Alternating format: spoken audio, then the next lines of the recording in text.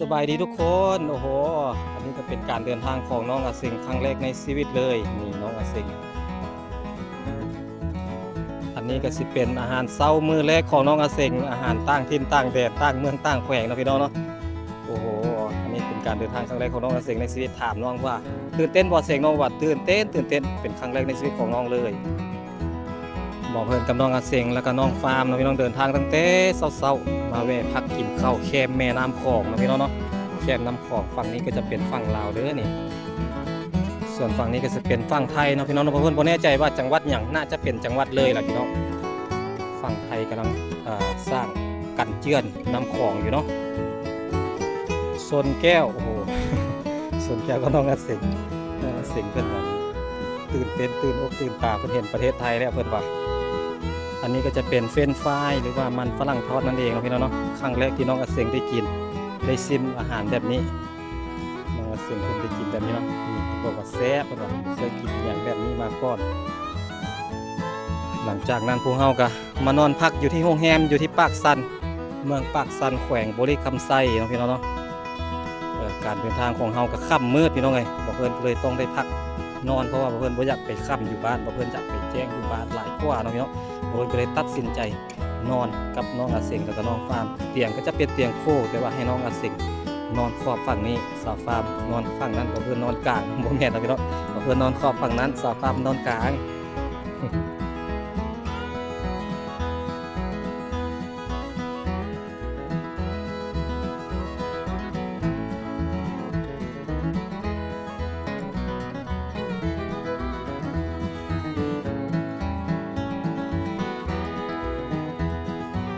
โอ้โหสบายดีตอนเช้าพี่น้องตื่นตั้งแต่ตีสามนี่ในที่สุดอาเซงก็ได้ไปแล้ว ได้ไปเมืองไทยแล้วนี่กำลังแต่งตัวพร้อมหรือยังอาเซงยังบ่พร้อมเนาะ ยังแต่งตัวอยู่ยังแต่งหน้าแต่งตาวีเผาวีผมอยู่โอ้โหกระเป๋าน้องอาเซงคือมันใหญ่แท้พออันนี้นี่ย้ายบ้านเลยได้นี่อาเซงเอ้ยย้ายเฮือนเลยได้นี่บ่ได้กลับมาแล้วอาเซงนี่ย้ายเฮือนแล้วหน่วยใหญ่กว่ากระเป๋าอันบอกเพิ่นกับสาวฟาร์มอีกน้องอาเซงคนเดียวนะแถมมีกระเป๋าน้อยเสริมมาอีกพี่น้องโอ้โหเดินทางก่อนบัดนี้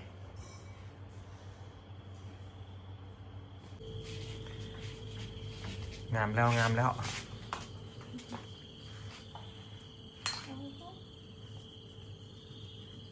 จะมาจากโมงเมื่อคืนนี่ไอ้คือบุหูเมื่อเลย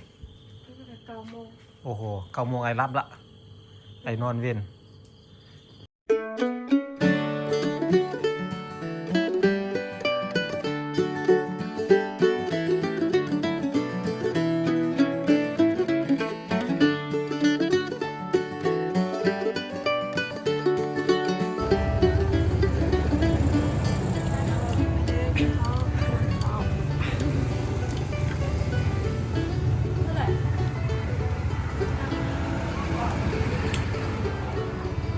แซ่บป่ะเซ็ง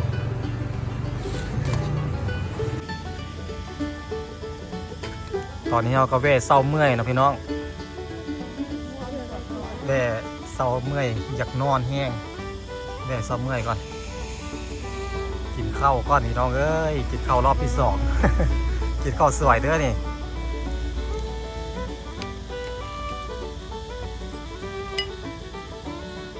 ฝั่งนั้นก็จะเป็นฝั่งไทยพี่น้องโอ้โหบอกว่าเป็นจังหวัดอย่างเนาะน่าจะจังหวัดเลยนั่นแหละเมืองไทยเด้อนั่นกำลังเฮ็ดกันเจื้อนอยู่เลยฝั่งไทย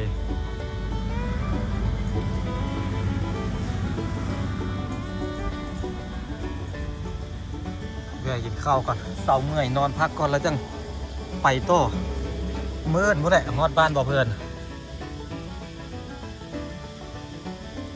เมื่อนี้ได้สาวมงมาเย็นนั่นเย็นนำเก๊กฮวยให้นำเป๊ปซี่ มาเซ็งสล็อกโอ้โหได้มาเที่ยวแล้วมื้อนี้ ถ่ายแล้ว ได้เห็นเมืองไทยแล้วเมืองไทยอยู่ฝั่งนั้น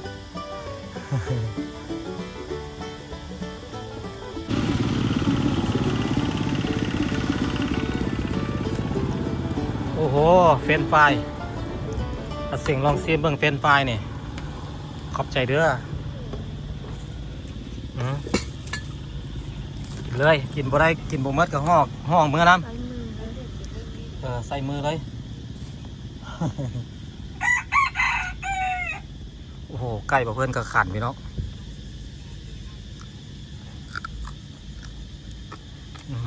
ได้จุดซีกูก็ดูแซ่บ แซ่บเนาะโอ้โหสาวฟาร์มสลบแล้วอันนี้ก็คือห้องพักของเรานะพี่น้องหลังจากที่เดินทางมาเมื่อวันเว้นมานอนอยู่แขวงบุรีคำไซเมืองปากสันนั่นเองเมืองดอกกุหลาบนะพี่น้องกุหลาบปากสันได้ยินเขาว่ากุหลาบปากสันนี่มีผู้สาวงามเด้สาวปากสันแล้วก็มีผู้สาวหลายกุหลาบปากสันมื้อนี้พาน้องกระเซ็งมานอน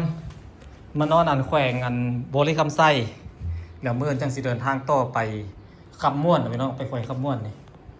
เตียงนอนเราก็สิเป็นเตียงคู่แต่ว่านอน3คนสาวฟาร์มนอนกลางนี่สาวฟาร์มนอนนี่ล่องนี่ ตกล่องนี่แหละนี่เอาเตียงมาดึงมาติดกันห้องแอร์พี่น้องราคา250,000ประมาณจักบาทล่ะ300ได้ปะ กายนั่นแหละ400เท่าไหร่400แต่ประมาณ400เนาะประมาณ300 300กว่าบาทเนาะห้องแอร์กับประมาณนี้นอนกัน2คนถ้าเตียงเดียว3คน3คนมา3จะถามหาสิคัดเตียงเดียวนี่สิห้องละ200,000เตียงเดียวแต่ว่านี่เป็นเตียงคู่นอน3คนได้อยู่เมื่อนี้นอนอันต่างบ้านต่างแขวงนอนนอกบ้านครั้งแรกได้เสียงเลยเมื่อนี้นอนฝันอะไรก็บอกเนี่ยสิได้ซื้อเลขบางทีอาจจะฝันดี นอนบนรับโทรบอกพ่อแม่ได้ว่าเขานอนปากสันวันนี้นอนแขวงบุรีคำไซโทรบอกกับเจ้าเนี่ยเด้อมื้อเวลาจังสิเดินทางต่อมันค่ำก้อนมันบ่ไหวมันเมื่อยนั่งรถหลายเมื่อยตื่นเต้นเนาะเสียงเนาะเดินทางไกลครั้งแรกในชีวิตน้องกับเสียงเดินทางไกลครั้งแรก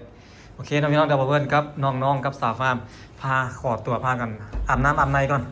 เตรียมเครื่องเตรียมของแล้วก็สิไปหากินข้าวไปเบิ่งเมืองปากสันก่อนบัดนี้โอ้ผักกระโตกก็จะเอามาสู้ไว้นี่แถวนี้สิเป็นผักกระโตกไม้แล้วเสียงได้บ่มีได้ผักกระโตกอันหวายได้นี่บ่คือแถวบ้านเฮาก็จะใส่อันผักกระโตกอันอลูมิเนียมพันแล้วกันแล้วแต่ว่าแถวนี้คนลาวส่วนใหญ่เขาจะนิยมใส่อันผ้าเข้าอันหวายนี่จะเป็นผ้าเข้าน้อยก็จะเอามาตั้งเอามาโซ่ไว้หน่อยไปกินข้าวบัดนี้พาน้องอาเสียงคนงามไปกินข้าวก่อน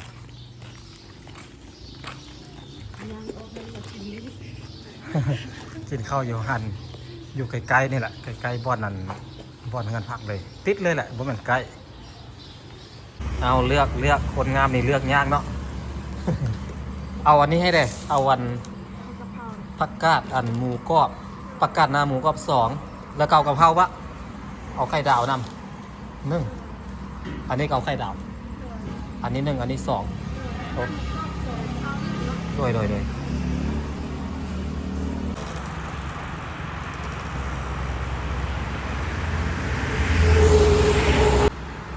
สวัสดีปากสันนั่นเองสบายดีน้องพี่น้องสบายดีปากสันเด้อโอ้ไฟกระพริบ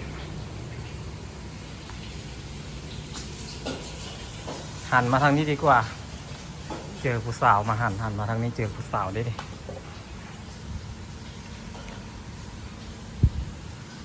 น้องกระเสงสั่งแล้วเนาะสั่งอย่างกระเสงข้าวพัดโบแมนกะเพราหมูซับสาวฟ้าเอาข้าวพัดกะเพราหมูกรอบเนาะเพื่อนเอา เดี๋ยวเราจะลองสั่งราดหน้าเส้นใหญ่มาลองกินลองก่อนข้าวขาหมูก็มีนี่ข้าวขาหมูปักแซ่บๆนี่ มันบ้านปูดสลิบเอา อาเสียงก็ลองกินข้าวขาหมูดิแต่ว่าสั่งไปแล้วหมดทันแล้ว มืออื่นก็เปิดแต่หมูที่ทันมากินเนาะมืออื่น ก็จะปิด7 โมง มืออื่นซ้อน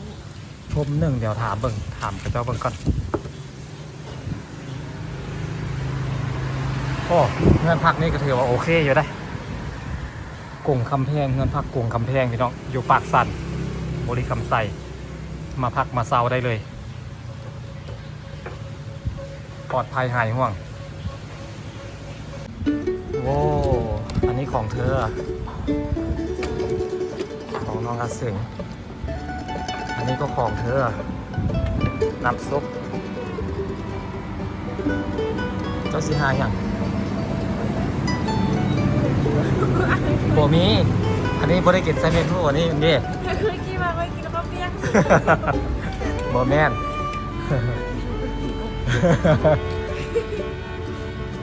เนี่ยตักเข้าลงนี่ก็กลายเป็นข้าวเปียกแล้วนี่ถามหาไม้ตะเคียนเมื่อกี้นี่ตัดเสียงเลย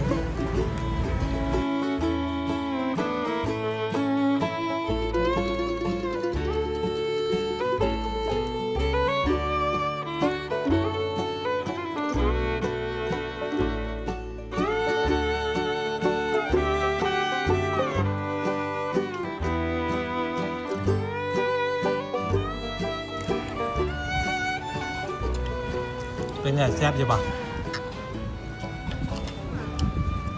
แซ่บอยู่เนาะเดินทางต่อนะพี่เนาะเมื่อนี้นอนนี่ดูใส่เจ้าจับไปพี่ใส่ดูเห็นไปนอนเมื่อเดินทางต่อเมื่อคืนนี้ตื่นแต่ตี 4วันนี้นอนแต่เวทเดิมมานี่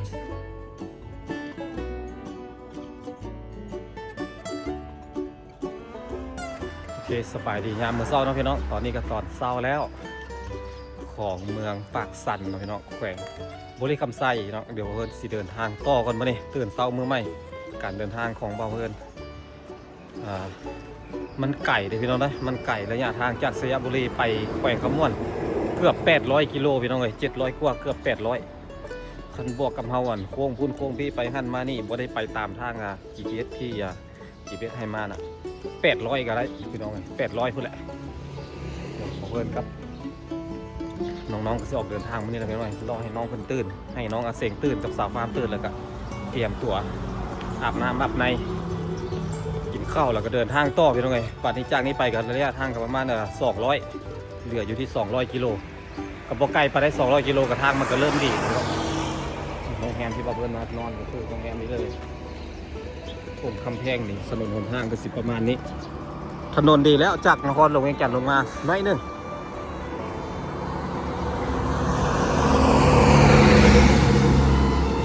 จากเวียงจันทร์ลงมาก็น่าจะประมาณมันเขากำลังเริ่มเฮ็ดถนนพี่น้องก็บ่ไกลไปได้นะระยะทางประมาณ30 กิโลนี่แหละแต่ก็บ่ได้ถึงว่ามันมีขุมนะพี่น้องมันบ่มีขุมเลยเพียงแต่ว่ามันค่อนข้างที่จะซ่าน้ำจุดนั้นเพราะว่าจุดนั้นมันเป็นจุดที่เขาปล่อยให้รถแล่นได้เลนเดียวแต่ว่าจากนี้ไปนี่อันนี้คือไปเวียงจันทร์นะพี่น้องเนาะลงไปทางพี่ก็เป็นทางรถไปบ้านบ่าวเพื่อนทางเลขที่13สายใต้บ่าวเพื่อนก็สิมาทางนี้นะพี่น้องรถก็ค่อนข้างจะโล่งเพราะว่าถ้าน้ำมันมันแพงบ่ค่อยมีคนออกมาใส่รถใส่ถนนเพราะปานใดน้ำมันแพงน้ำมัน50เกือบ60 บาทพี่น้องน้ำมันบ้านบ่าวเพื่อนก็จำเป็นนะพี่น้องเนาะเพราะว่ามันจำเป็นเลยเด้ บ่ซื้อใส่มันก็บ่มีเลยเนาะเอาเพื่อนนอนอยู่ทางพุทธตึกนั้นเป็นอะไรอ่ะเสียงฟันดีอยู่ป่ะ บ่ได้ฟันยังบ่บ่คิดฮอดพ่อแม่ติคิดฮอดโอ้โหหากันมาได้มื้อเดียวคิดฮอดพ่อแม่แล้วคิดฮอดแต่ก็อยู่ได้เนาะคือเดียวกันกับอัน คิดฮอดเจ้าอยู่แต่ก็อยู่ได้เนาะถึงว่าผมมีเจ้าค่อยก็อยู่ได้ ประมาณนี้ เจ้าเสียดอย่างเจ้าสิพับพระห่มโอ้คือเดี๋ยวสิพับพระห่มเมื่อคืนนี้น้องอาเสงเมาคนเดียวเลยเตียงนี้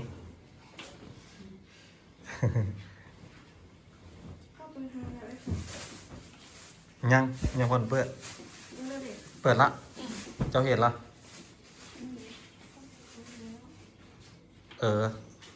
เปิดเมื่อกี้นี้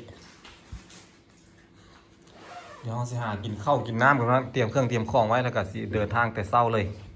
มันจังบสวยจังฮอดไวกับประมาณ200 ลักจากนี้ไปลงพระบางอะเซ็งเมื่อบ้านอ้ายนะสั่งกับอันจากอันบ้านเฮาไปลงพระบางประมาณนั้นเจ้าเตรียมมาละล้างหน้าล้างตามาแล้วป่ะฮะยังว่าล้างหน้าไปเตรียมตัวไปเตรียมเครื่องเตรียมของแล้วครับ ตอนนี้เราก็แวะกินข้าวก่อนพี่น้องบ่ได้แวะแหละกินข้าวอยู่วันเงินพักเฮานี่แหละเงินพักบ่อนเป่าเปิดอยู่กับน้องๆเนี่ยกินข้าวสักก่อนจะออกเดินทางต่อพี่น้องกินเส้นมื้อนี้น้องกระเสงเป็นเด็กเส้น น้องกระเสงเด็กเส้นนะวันนี้กินข้าวเปียกกับพี่น้องเนาะหรือว่าก๋วยจั๊บถ้าเป็นฝั่งไทยสามฟาร์มไปกินข้าวเปียกมาเพิ่นกินราดหน้าอันนี้ก็เส้นคือกันเส้นใหญ่อันนี้เส้นใหญ่กินแล้วก็ออกเดินทางต่อกันเลย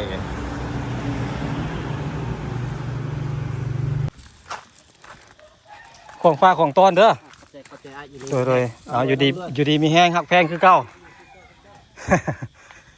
เนี่ยบรรยากาศบ้านเพื่อนก็สิประมาณนี้พี่น้องเอ้ย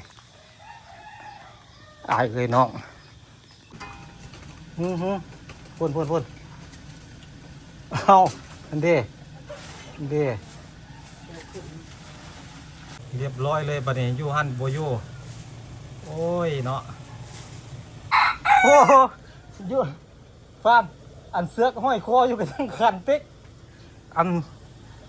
ยังคันได้เสยโอ้พี่เลือกละตัวนี่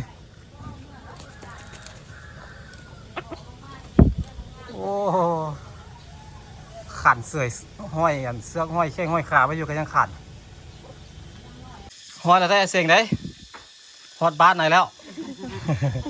อันนี้แหละอันแม่อายหันเพิ่นสบายดีแล้วบ่เพิ่นไม่ได้ถ่ายเพิ่นสบายดีเพิ่นกอดแม่อายเมื่อกี้นี่บ่แม่บ่เพิ่นเมื่อกี้นี่ฮอดแล้วบ้านอายแล้วนี่เงินอันนี้เป็นเงินของเอ้ยเป็นเงินของเอ้ยแต่ว่าแม่อยู่เลี้ยงหลานเลี้ยงกันเลี้ยงหลานหลานลูกของน้องชายอันเจ้าของเงินนี่เจ้าของเงินเราเป็นป้าเพื่อนฮะที่เป็นคลิปคือแบบว่าชีวิตเป็นแกงค่ะไปคนของลงบัดนี้ฮะคนของลงมาเตรียมอยู่กินเตรียมกินแม่สิแกงหน่อไม้ปันกินมานี่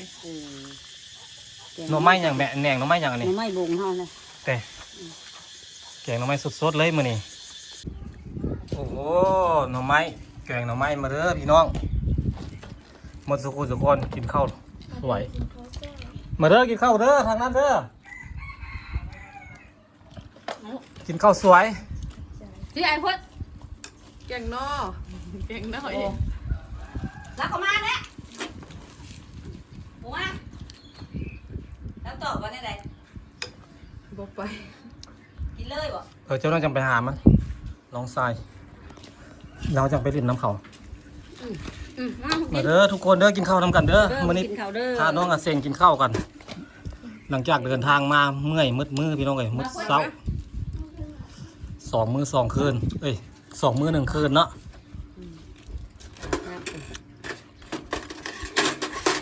ได้กินแกงไม้ฝีมืออีแม่เนาะคันนี้ไข่หมูแดงใส่แห้งคักตรงไหนเนาะมีไข่หมูแดงใส่คักๆนี่เดี๋ยวหาเงินแม่ไปแง่ไปบอกแบบนี้มันสิพาสิ่งไปนี่ที่เล็กยังอยู่ป่ะเนี่ยมีอยู่ป่ะเงินเฮาบ่แม่ถึงเงินอุ้ยมันแก่ปะไอ้บุญบ่ได้ปักมันระเบาะเป็นไรอาหารคนลาวกินประมาณนี้ได้กินกับข้าวเหนียวได้เดี๋ยวมื้อแรงก็จะหุงข้าวเจ้าให้ มื้อนี้กินข้าวเหนียวไปก่อน มื้อแรกก็จะกินข้าวเจ้ากับน้ำเนาะ เดี๋ยวมื้อนี้กินข้าวเหนียวเป็นอาหารคนลาวเด้อเนี่ยพาน้องกินพาน้องอาเซงกินอาหารลาวมื้อนี้พี่น้องกินได้อยู่บ่อาเซงเป็นอยู่เนาะ เป็นในแดนน้องมัน เป็นไทยลาวได้อยู่บ่ได้เนาะ น้องที่ว่าตักนะ บ่ให้เอาเมื่อแล้วซะนะอยู่พี่แหละอาเซง บ้านละ ไม่เป็นคนเอาเลย บ่ได้คนเอา ว่าเมื่อได้ไปได้เอา เดี๋ยวมื้อแรงสิพาไปเล่นน้ำผู้บ่าวเด้อผู้บ่าวคนมักสิอายก็เด้บักเจมส์มันน่ะไปกะลีแล้วเลยฮะ คือง่ายนั่นแหละจะเอามาหามันก็ยังรี ดูบนตัวเลยนะ นี่แมงขนุนเราคุดพอไม่แต่ตัวงามๆเนาะ ตัวเด้ง นี่โอ้โหนี่ตัวอ้วนๆเป็นตะแซ่บขนาดเลยกระเจ้าขายโลเท่าไหร่นี่ ๆเขาว่าจะเป็นต้น แต่ 100จะ40บาท 140,000กีบโอ้ผู้ดีจักบาทวะ100เป็น40,000กีบจักบาทตาม สี่ท่านปัจจุบัน10,000กับ ประมาณ 80 บาท ประมาณ60 บาทเนาะ60 บาทต่อ100กระเจ้าสีปอกกล้องกระเจ้าสีให้สีเจ้าไปคุดมาให้เราเมื่อกินแหละ จอ ทุก ไป คน คุดมาให้แล้ว เด้ มาก็เฮ็ดให้เรากินเลย บัตรกระเจ้ายกมือเด้เอามือต้อนกระเจ้าเด้ ใครสิไปคุดตอนน่ะ บางเทื่อมื้อแรกกูไปกูสิไปเบิ่งทางให้กู แบบเฮามีของต้อนกระเจ้ามันสีดีได้ มาให้ดี แบบเวลากระเจ้ามืออะนะ เออ เฮาเอามายื่นให้กระเจ้าอะนะ อืม กระเจ้าสีดีใจ อืม กันบ่มีแนวต้อนแล้วกันฮะมีแต่นอกขาแล้วกันสิโลกให้ฮะ แมงขนุนนี่กระเจ้ามักขนาดแล้วนี่ อืม แม่งขี้กล้วยกันร่วมกัน พอกล้องในเดือนกระเจ้าสิมาแต่ขอนแก่นมากินข้าว กินนะกินโลดกินบ่ได้ ไปคุดแมงขนุนเนาะ เทื่อเมื่อเช้าเมื่อยมื้อแรงสิไปต่อ ไปคุดเบิดแล้วว่าจังหวะพากันบ่ไปคุดอีกบ่ไปบ่อื่นบ่มี ปลาอันน้ำบุ้งหั่นน่ะบุ้งทางไปให้บ่เค็มนี่น่ะ อืม ไปเบิ่งจนบ่มีเฮาก็ไม่แม่ โอ้โห เป็นเถื่อนน้ำพุ เปิดหมดแต่ เดี๋ยวทางไปวังตะกร้าฮะ เขาคุดไปขายเนาะอันหูหนึงมีจักโตหูหนึงจะคุด หูนึงได้แปะตัวพุ่น โอ้โหหูละ8ตัว พอเห็นกันเจ้าคุดอยู่เมืองไทย หลายได้อนะ ตัวก็มี 45 50นู่นว่ะ อันนั้นมันเลิกบอกคนบ่เคยเห็น บ่เลิกบ่เลิกคนคือ โอ้มันก็พอคุดเลย กูลองบ่แลกูสิไปเบิ่งคนเอาข้าวว่ะต้องมีอยู่ดอกเพราะมันถึกได้ด่ากู มันถึกเลยนะแมงขนุนถึกเลยนะแต่ ดินเหล้าก็วง หั่นล่ะ เออ เค็มเพิ่น คนกับบัวเคยเห็นได้คนกับอะไรมาเสียบกับบ่เข้าบ่ลูก ย่างไป บ่เข้าแล้วจะไปเสียบอยู่ปังในเฮือนหั่นไป นี่นะลำบากโรงเรียนนี่น่ะ เออ เข้าใจหลาย โดย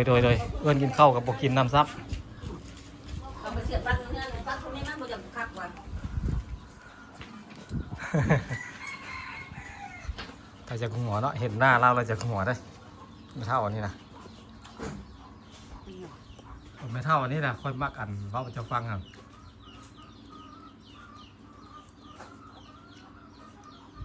แล้วสิคุณเอาไปค่าย นี่พี่น้องอันนี้ก็คือสลากบุญพระป้าสามัคคีที่วัดโพนศาสตร์บ้านตอนน้อยเมืองหินโบนแขวงคำม่วนนั่นเองพี่น้องบ้านบ่อเพื่อนผู้ศรัทธาเนาะสำหรับผู้คนใจบุญเนาะอยากเฮ็ดบุญเฮ็ดทานต่อยอด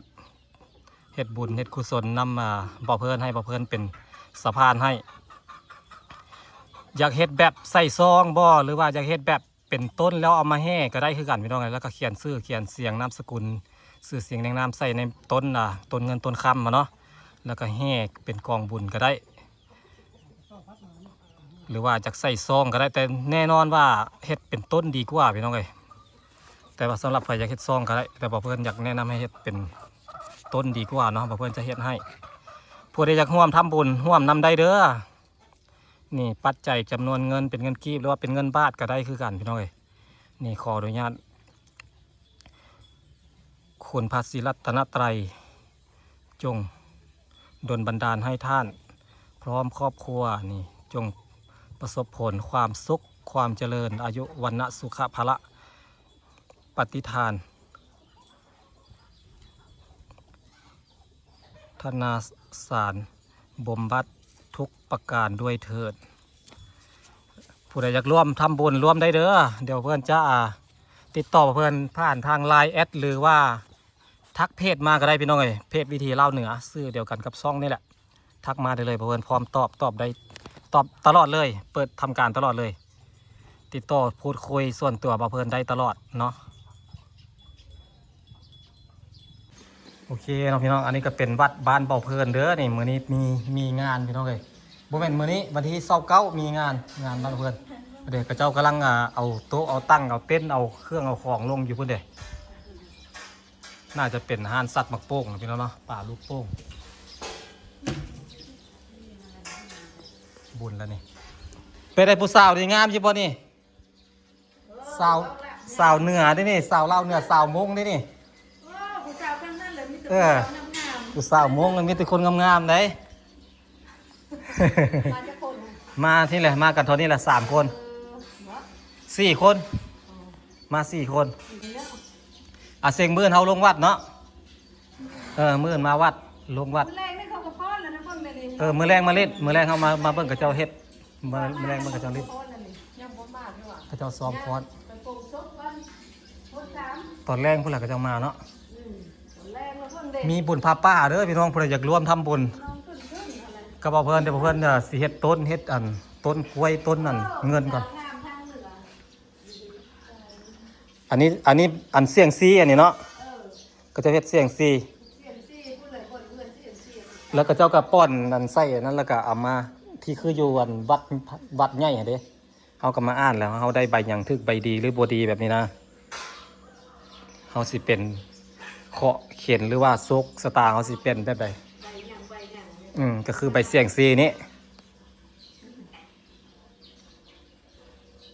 ตู้นี่บอกว่าแม่ดังเลยข้างหน้าเลย ตู้นี่ของไผอันนี้ ผู้บ้าน แต่เราซื้อแต่ ซื้อ17,000เราซื้อ 17,000 ซื้อ17,000เบอร์ข้าง7วาง10,000นี่นั่นละ โอ้ค้าง 7,000 วาง10,000 มาพวกดาวเต้นพอด เอาไว้เปิดให้อันเขาเจ้าฟ้อนเดี๋ยวมื้อแรงเขาเจ้าก็เปิดแล้วนี่เนาะแม่ก็เปิดแล้วเขาก็วงใส่ลงแม่ตัวก็มาพอดกระดวง พูดน้ำเย็นจะกินน้ำเย็นอยู่ ไปกินน้ำกิน นี่บ่าวเพิ่นมีงานได้บ้านบ่าวเพิ่นมื้อนี้พี่น้องผู้ใดอยากร่วมทำบุญร่วมได้เด้อนี่2 มื้อ 2 คืนเป็นบุญพระป้ามาจากขอนแก่นมาแต่ประเทศไทยเพิ่นมาแต่ขอนแก่นเพิ่นมีปลาลูกโป่งเลยจริง ได้ปลาลูกโป่งค่ะเด้กำลังเฮ็ดนะเด้นี่พี่น้องสิ่งที่บ่าวเพิ่นนำมาก็สิมีสิ่งไอ้นำมาก็อันนี้ไอ้เฮ็ดจ้างเขาจะเฮ็ดตัวนาคนี้แล้วก็พัดลมนี่ได้หลายอย่างอยู่นี่พอเพื่อนออกมาพี่น้องเอ้ยชาวบ้านเพิ่นก็ดีมกดีใจขนาดได้แต่ว่าตู้เย็นนี่บ่แม่นตู้น้ำเย็นนี่แม่นนี่ตู้เย็นของครูบานี่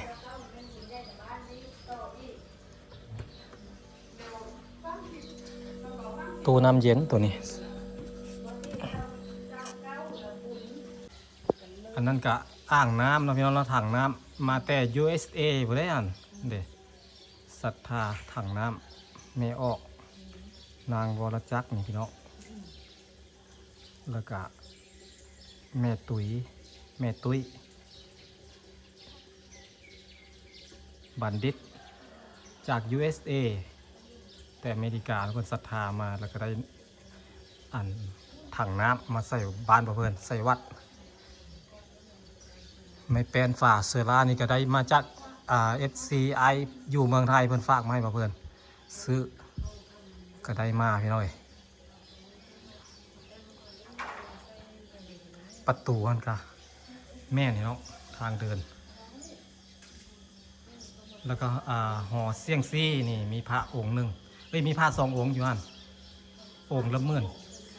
10,000กว่าบาทเกือบ20,000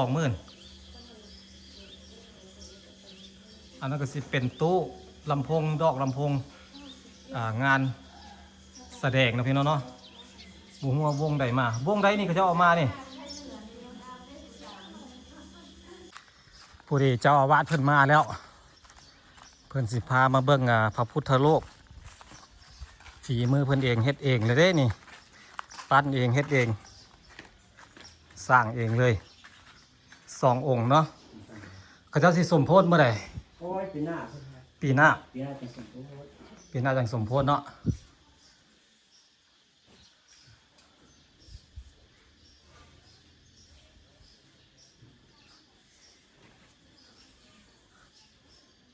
อ๋อศรัทธาท่านกล้องพลขันธ์ก็คือปอกล้องที่เพิ่นสิมามื้ออื่นนี้เนาะพี่น้องเพิ่นสิมาแต่ขอนแก่นอันนี้ศรัทธามาจากขอนแก่นศรัทธา เขา แม่เผาแสงจันทร์ก็คือคนในหมู่บ้านนี้องค์หนึ่งของปอกล้องจากฝั่งไทยองค์หนึ่งอันนี้นี่แล้วเมื่อเราบอกหรือว่ายังแต่งยังตื้ม แล้วล่ะ แล้วเมื่อแล้วเนาะแล้วเมื่อแล้วอันนี้ แล้วก็ต้นอันใบเสียงซีแล้ววางนี้ มาไม่มีเลย แล้วก็สิมีอันหีบอันเงินหีบค เงินที่ยังก็ออกต้นยันอยู่ประมาณนี้ ำโดยเสียงซีแล้วก็รายได้กับบูรณะวัดต่อไป แม่ รายได้เข้าวัดกับสิบูรณะวัดต่อไปเฮ็ดอยากได้อย่างเฮ็ดอย่างเนาะสร้างสาไปเรื่อย ในที่สร้างนี่นะที่สร้างที่2 องค์ ๆโอ้กว่าสิแล้วเนาะหมดงบไปหลายเติบ แล้วก็หมดจากอันหลายคนหลายอ้ายหลายน้องซอยกัน แม่แหละ กว่าสิได้มาพี่น้องเอ้ยเพราะว่าเฮาศรัทธาเฮาบ่ได้หลายเด้ ทางไม่ได้ ศรัทธาเฮาบ่ใหญ่ก็เลยได้บ่อนละเล็กละน้อยแล้วก็นำคนนำหมู่บ้านแด้เป็นของครูบาเพิ่นแด้เจ้าอาวาสเพิ่นนำแล้วเพิ่นเฮ็ดเองละทั้งนี้เฮ็ดเองนี่คันจ้างสร้างแห่งหมดหลายนี่เนาะ แม่ อันนี้เพิ่นเฮ็ดเองเลย มีแต่ว่ามีแบบมาแล้วก็เฮ็ดเองล่อเอง แม่ต้องได้10 ปลายล้าน15,000เนาะ15,000 องค์หนึงหาได้ 15,000 10ปลายล้านเนาะประมาณ10เนาะ 30แปลว่าเขาไล่เลย 274 20,000ก็1,400,000เด้ประมาณเดี๋ยวนี้โอ้1,800,000แล้วเด้เอ้ย1,500,000แล้วเด้1,500,000แล้วเอ้ย10 ล้าน10 ล้าน5เอ้ย15 ล้าน 15 ล้าน 15 ล้าน แล้วต้นไม้13 15 ล้าน 20,000เรียบร้อยแล้วเนาะบัดนี้เนาะ แต่ตกแต่งมาเนี่ยเกิดจาก โดย กับนางสิเทนี่เอาไปที่ไปปูนยังขาดปูนยังสิเท ยังขาดปูน ยังขาดปูน เททางเดินนี่เนาะ เททางอ้อมบัดนี่ โดยเททางย่างอ้อมวัดนี้ สร้างพระของพระอยู่นี่อีก สิสร้างหอพระอีก นั่นแหละมี2 องค์ เฮ็ดเป็นอีกคนละหลังบ่ นั่นแหละ อยู่นี่เนาะแต่ว่ายังบ่มีไผศรัทธาเนาะ ยังเสาหาศรัทธา โดย เท่านางนี่ว่าเท่าตั้ง แม่นาง หากยังบ่ทันมีงบมางบบ่ทันมา ถ้าไปสิศรัทธาก็ศรัทธานำได้เนาะ แม่น องค์ละ 20,000ประมาณนี้เกือบ 20,000ตีไป 20,000นั่นแหละ คือประมาณ20,000 โดยตีไป 20,000เลยเฮ็ดเองได้อคันไปจ้างสร้างนั้น20,000บ่ได้ แม่นไปบูชาก็บ่ได้ ไปบู 40,000ก็ว่าให้แล้ว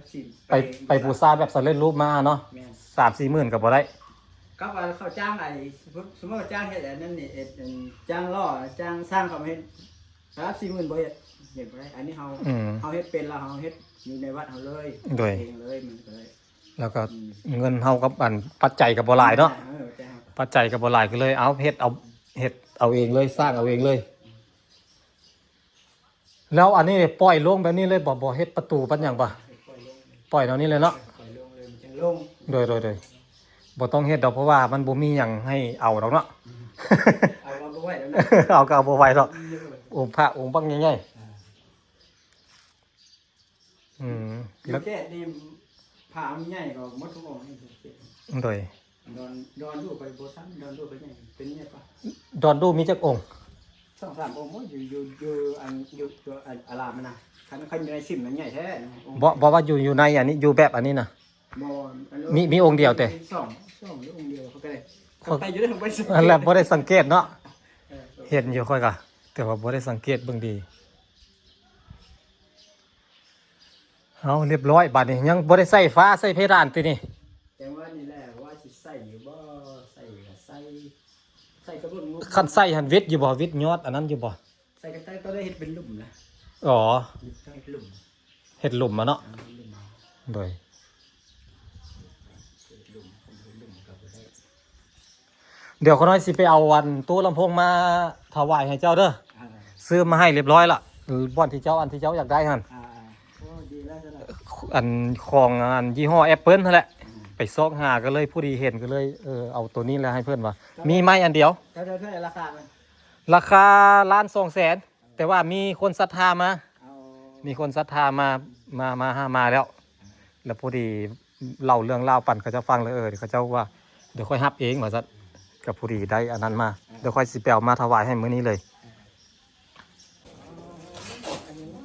อันนี้เป็นศรัทธาแต่อันพี่แบงค์เด้อนี่พี่แบงค์เพิ่นฝากเงินมาให้บ่เพิ่น2,000เพิ่นซื้อแล้วเพิ่นพอดีเจ้าอาวาสเพิ่นครูบาเพิ่นจะได้อันลำโพงเอาไว้เทศนาในมื้ออันมันมีงานมีหยังเนาะมันจังเสียงมันจังได้ดังทั่วถึง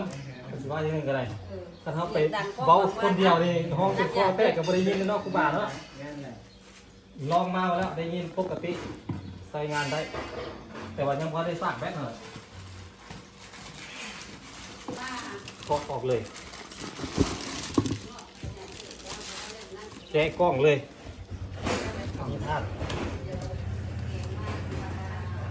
เดี๋ยวสิถวายให้เพื่อนเด้อของพี่แบงค์จัดประเทศไทย เอามาเด้อ สวย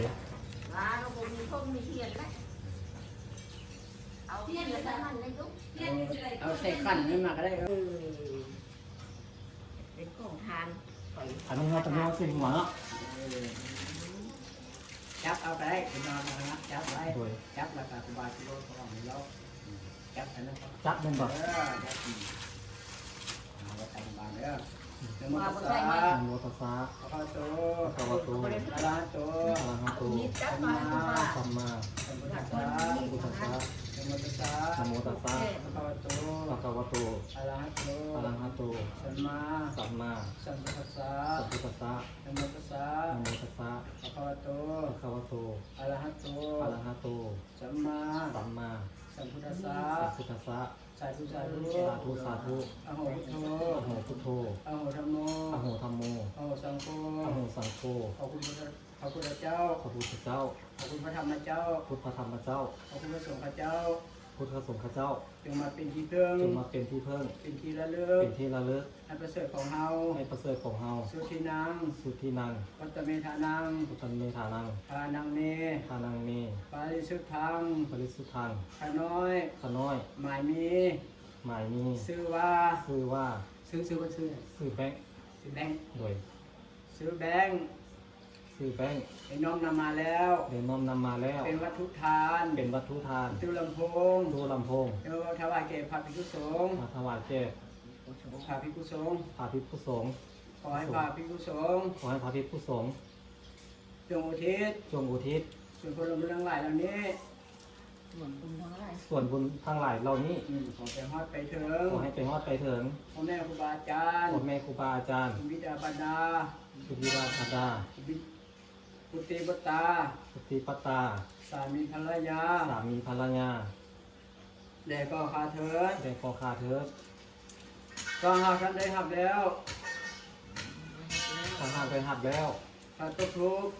ขาดตกทุกข์ ก็ขอให้พ้นจากทุกข์ ก็ขอให้พ้นจากทุกข์ ถ้าถึงทุกข์แล้ว ถ้าถึงทุกข์แล้ว ก็ขอให้สุขยิ่งขึ้นไป ก็ขอให้สุขยิ่งขึ้นไป ก็ขออีกประการหนึ่ง ก็ขอให้อีกประการหนึ่ง ขอให้ผลบุญทั้งหลายเหล่านี้ ขอให้ผลและบุญทั้งหลายเหล่านี้ จงไปข้ามไปสู่ จงไปค้ำไปสู่ ไปโยกไปโหน ไปยุ่งไปหนุน ครอบครัว ครอบครัว ได้หน้าที่การงาน และหน้าที่การงาน ของพ่อออกแบ ข ง อง ค์ พระออกแบงค์ ของพ่อออกแบงค์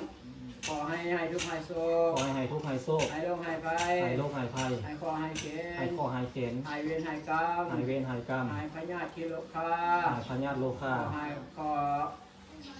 หาได้ไขมาน ขอให้หาได้ขายหมาน ขอให้มีคุณศีลคุณธรรม ขอให้มีคุณศีลคุณธรรม พระพุทธเจ้า คุณพุทธเจ้า คุณพระธรรมเจ้า คุณพระธรรมเจ้า คุณพระสังฆเจ้า คุณพระสังฆเจ้า และสิ่งศักดิ์สิทธิ์ทั้งหลา และ ย สิ่งศักดิ์สิทธิ์ทั้งหลาย ขอ ขอ ให้เป็นปกปักรักษา ให้ไปปกปักรักษา ให้อยู่ดีไม่แห้ง ให้อยู่ดีมีแห้ง คำให้คุณ ให้คำให้คูณ ให้ร่ำให้รวย ให้ร่ำให้รวย พร้อมด้วย พร้อมด้วย หน้าที่การงา หน้าน ที่การงาน ตลอดไปด้วยเถิ ต ด ลอดไปด้วยเถิด สาธุ สาธุ สาธุ สาธุ สาธุ สาธุ อนุโมทา อนุโมทามิ ไอ้คืนก เราไอ้พูนเอามากเห็นเราอยู่ดี แล้วก็สิให้เพิ่นพร้อมประหยัดน้ำเลย นั่นเราจะมาเราเอามาทานก็ดีเรา ทานนี้ เอาก็เราอยู่ดีมีแห้งได้บุญ น้ น้ำตาล ำก็เลยสิบอกเพิ่นปัตตาลิปุริเตสากลังเอวเมวะโจดินังเปตานังอุปกัปปติอิสิตังปจิตังตุมหังกิปะเมวะสวเมสันตุสาเปปุริตุสังปะกตังโฆปานาลโสยะธรรมิโสติลโสยะธาสปิติโยโยสันตุสาปาโลโควินาสันตุมาเตปะวันตาลายโยสุขิติไปทางใต้ก็ขอมีคนช่วยเหลือแปลงอย่างขอมีคนช่วยสร้างสองข้าวปลานี้แต่คอยพวกในสิ่งที่ดีๆหาวันหาคำก็ขอให้โชคใส่ได้มันคิดจริงใดก็ขอให้ได้ขอจุดความมุ่งมั่นปรารถนาทุกประการให้อยู่ดีแม้ความเจ็บจะได้ความไปไม่ให้ทุกข์ให้โชคไปโรคไปให้ขอให้เกิดในเรื่องแห่งกรรมในปัญญาที่โลกาให้อยู่ดีแม้คำพูนสาธุ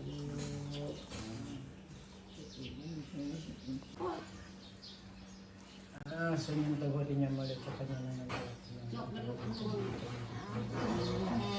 ลูกก็ให้ได้ง่ายก็ได้ง่ายพวกเรามาย้ำ ย่างยังโสด เป็นร้านให้เลย โอ้พี่เนี่ยผู้แข่งได้ทั่วแล้วบ้านนี้ ยกมือกันเลย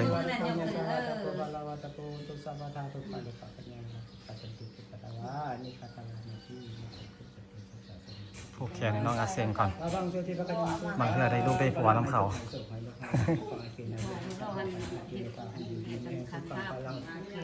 ให้ร่ำรวยเด้อกินได้ก็ได้สมความมุ่งมั่นปรารถนาสาธุ เอาไปมันก็จะเข้า ฮะ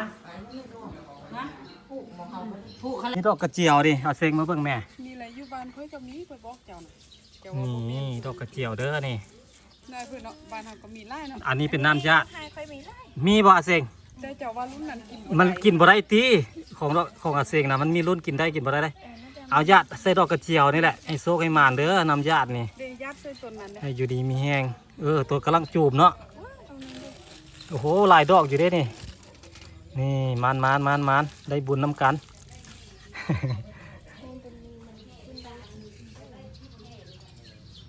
ก็จะปลูกไว้เด้ได้ไฟมัดแขนคู่เนาะอาเซงเนาะได้คู่เนาะ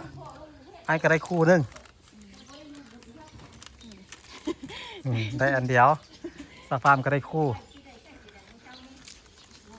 กล้องตะล่างก็ยังคิดอยู่นี่ยังเบิ่ง เดี๋ยวเบิ่งครูบาเพิ่นสิลองเบิ่งตู้ก่อนว่ามันใส่งานได้หรือบ่เนาะลองเบิ่งไม้ลองเบิ่งตู้ กำลังซะ Alo, alo, alo, alo, ได้สิวัดบุญเลยเนาะ ไก่สิมดบุญเลยเด้ alo, alo, alo. ได้แล้วแมันบ่เอาเทสจักก่อนบังดู Alo, alo, อวยพรให้อัน Amma ให้ผู้ศรัท cawana ธา kalo anyambaranta namo tassa bhagavato arahato samma sambuddhassa dhamma cawana kalo anyambaranta namo tassa bhagavato arahato samma sambuddhassa Vutamanya watanang te sivitang nyawa nipanang salanang katsami tamanganya watanang te sivitang nyawa nipanang salanang katsami sangkamanya watanang te sivitang nyawa nipanang salanang katsami Dua tinyampi putang anyu watanang te sivitang nyawa nipanang salanang katsami du tinyampi dhammang anyu watanang te sivitang nyawa nipanang salanang katsami du tinyampi sangkang anyu watanang Tesi vitang nyawa nipanang salanang katsami tati nyampi putang anyu watanang tesi vitang nyawa nipanang salanang katsami tati nyampi dhammang anyu watanang tesi vitang nyawa nipanang salanang katsami tati nyampi sangkang anyu watanang tesi vitang nyawa nipanang salanang katsami sambuddhe atawi sancata wada sancata hatrake pancacata sahatrami namami cirasahang te sangdammanca Sangkanca adalena namami ang namakalan uphawe nama antawa sapi upatawe anikatala nyapi winacentu asesato โอ้ครับม่วน เนาะ ได้แล้ว อายุวัตโกดันนาวัตโกสิริวัตโกญาสวัตโกวาลาวัตโกวันนาวัตโกสุขวัตโกตุสัพพทาทุกโลกปัญญาเวลาสุขจันตุจุปตาวาอนิกาตลาญาติวินาสันตุจเตสสาสัญญาสิทธิทานังลาภังสุธิปะกังสุขังพลังสิริอายุจาวันโนจาโภคังอุติจายัสสวาสตาวาสาจาอายุจาสิวาจิติปวันตุเตปวันตุสัพพมังคลังละกันตุสัพพเทวตาสัพพพุทธานุภาเวนัสตาโสติปวันตุเตปวันตุสัพพมังคลังละกันตุสัพพเทวตาสัพพธรรมานุภาเวนัสตาโสติปวันตุเตปวันตุสัพพมังคลังละกันตุสัพพเทวตาสัพพสังฆานุอาเวนัสตาโสติภาวันตุเต เอาลั่นคอมึงรู้ป่ะ ลั่นคอมึงรู้ป่ะนี่ โค้งสิได้โคน นั่นเด้หาคอนลั่นคอมึงนะแม่เพราะว่ากระเจ้าเทศแล้วกระเจ้าจะลั่นคอนี่สาธุนั่นเด้ 3 บาทเรียบร้อย แล้วดีใจแล้ววันนี้ โอเค เดี๋ยวมาเพื่อนขอตัวพักผ่อนก่อนพี่น้อง เดี๋ยวมาแรกมาเพื่อนสิไปเพิ่งกับเจ้าฟ้อนกับเจ้าลำกับเจ้าเฮ็ดอะไรมาอะไรเตรียมงานเตรียมบุญเตรียมกันหลอน เตรียมต้นเงินต้นคำเนาะเอาไว้เจอกันในเมื่อหน้าเด้อตอนนี้น้องอัศสินก็เมื่อยแห้งเมื่อยหลายแล้วตั้งแต่มาเนาะเลาะ